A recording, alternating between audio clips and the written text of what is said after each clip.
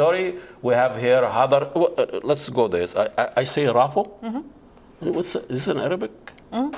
What's Raffo? Raphael. It's the angel Raphael. Oh, yes. Yes, Raffo. You guys getting comfortable with angels. You know? Give him a cute name. We'll be very careful. We have to give him the whole thing. Thank you so much for coming to Minneapolis all the way. It's a good time. You are sitting by the Mississippi here. It's the most beautiful. It's magical. Look at the bridge. Absolutely it is magical. And before we start this, we're talking about a play. You know, your family is an Iraqi, and you were born here, but also you cannot escape your family and family's history and what have you. And especially you are living in a country that is causing all of this. Right. So kind of feel a different complex feeling about the relationship between Iraq and the United States, and also between the people. So your story is really kind of a collection of other stories, as we were saying, and you know, you were doing a workshop with 8, 9 different Iraqi women, and but the story is not really about women per se. I mean, it's not like a Me Too moment. You know, this is really a story. It's a complex human story about the challenges that people have when they move away from home. So tell us a little bit about. And you mentioned in some interview that also you draw from your personal experience. Right, yeah. So what is home to you? I think I've started to feel that home is with people more than with place, though I'm very much still searching for place. As a mother, I've never felt so grounded. Like, home is wherever my kids are, and that's... Not your cat. Not my cat, it's my kids. Like, that's great. So if we make our home in any part of the world, I think that as long as I'm with my kids, I'm... But to your bigger question, I had done a workshop with a number of women with Middle Eastern heritage, not just Iraqi, some were Egyptian, Iranian, Syrian, people from all over. And some were refugees, some were immigrants, and some were American born. But we really spent a lot of time talking about belonging in relation to home, and they were very much pulled, a bit too tightly pulled, between what they loved about American culture and what they loved about Middle Eastern culture, but not feeling there was an easy way to mix them both. So what they loved about Middle Eastern culture was community, and that sense that people really move as a unit, whether that's, you know, however one defines that. And in American culture, they were really excited by being individuals. Leave that right? Leave the community. And they wanted to be able to take steps as individuals without having to leave the community. And they wanted both, and they wanted a balance, and these were young women in their 20s finding it very hard to understand what the balance is. And I think that's something I've been looking for my whole life, is where is that balance? And a lot of people that immigrate here get really excited, but then they miss, you know, so we're always in a state of looking for balance. And so I guess to answer your question is, if I could find that perfect balance, I might think that that place is home. The character of Noura says, I want a country in between. That's her line. That will be Canada. Maybe. And she says she's looking for a sacrament for exile. And I think the whole play is really trying for her to try and find what questions. that sacrament for what it's like to live in exile is. Sometimes people looking for a home as a at a place not even there. Yeah, but the like idea, it's too ideal. Exactly. You mean? Yeah. And it's just I don't think I'm doing that. The journey is really what's important. The journey is important, but I feel like I'm level-headed enough to know that I'm not looking for an ideal. I see. I'm just looking for a pragmatic. I'm looking actually just for a place to really be able to root. To root and thrive, yeah, because we feel uprooted. Like my Iraqi half is completely uprooted. You continue the journey. And being American's quite about being uprooted. It's my dad. All his functions are going away, but we, as this connection to memory and story from a particular country and place is receding, and we can't get it through him.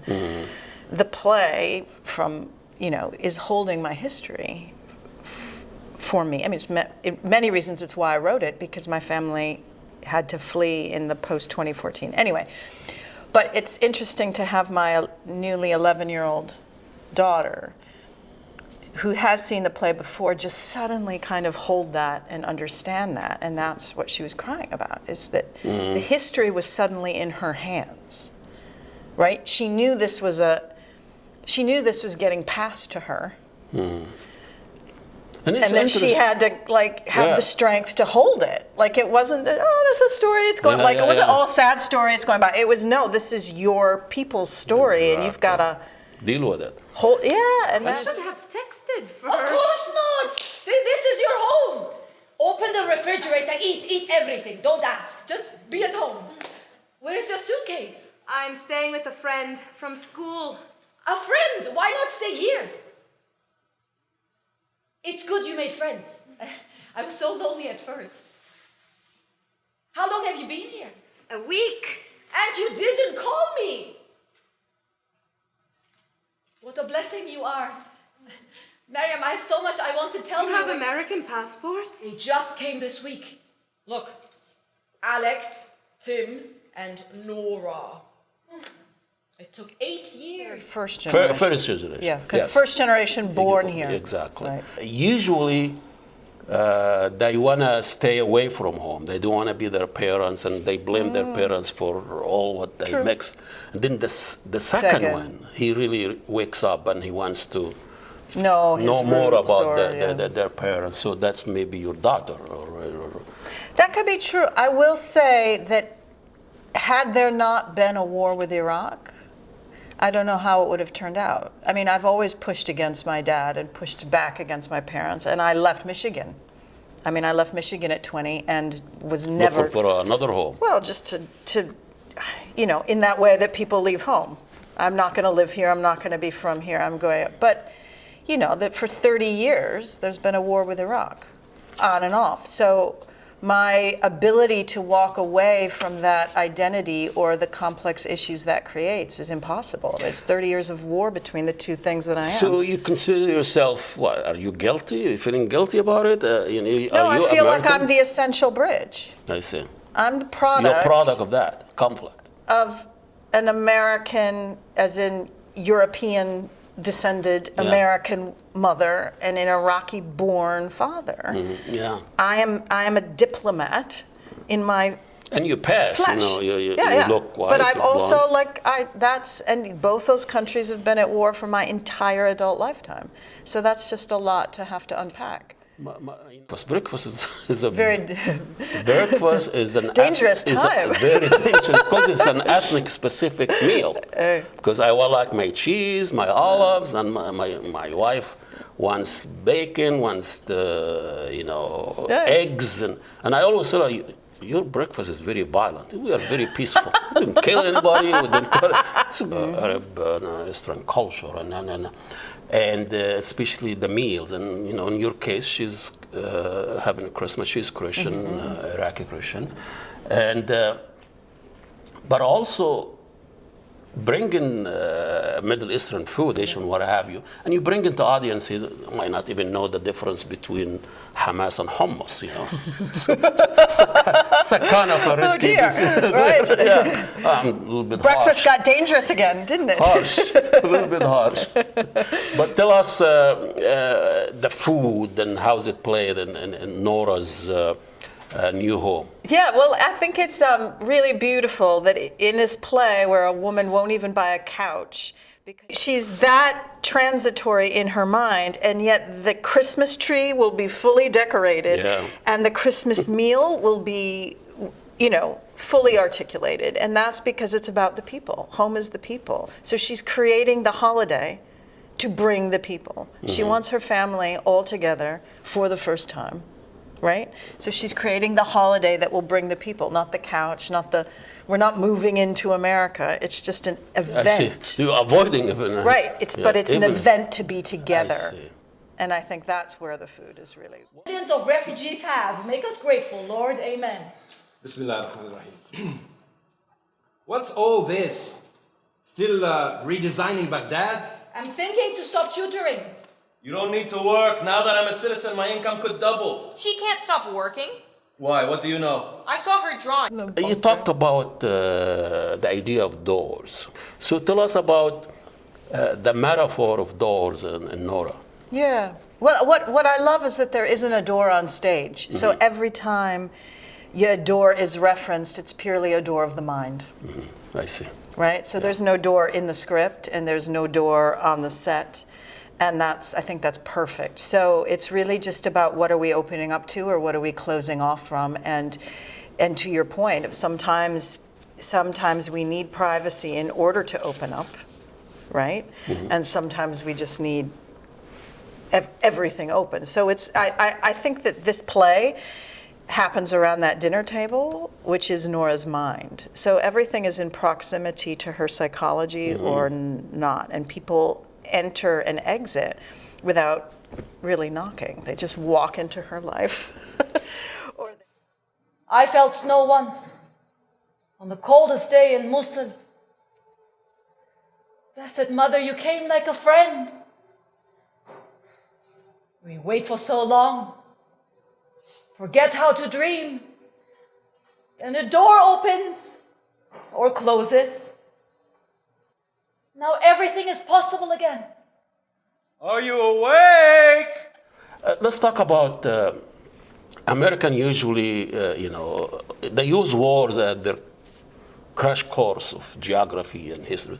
And now they go and destroy Iraq, and then now they want to help the Iraqi. They go and destroy Afghanistan, now they want to help. Do they want to help Iraqis? I don't know. You got info on this? No, that one is Share with me. Well, I'd be very excited to hear about how they want to help They spend Iraqis. $3 trillion. I don't know what they're doing. It's all in the American embassy. Exactly. Even forget about the politics.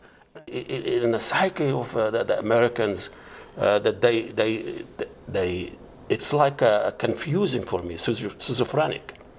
They destroy, and then they want to say we are helping. As I say, we've been at war with Iraq for 30 years. Obviously, there was the first Gulf War and the second Gulf War, but exactly those sanctions, right? That's not at war. Yeah. And the occupation and everything we've done with ISIS, like I said, this is 30 years of war.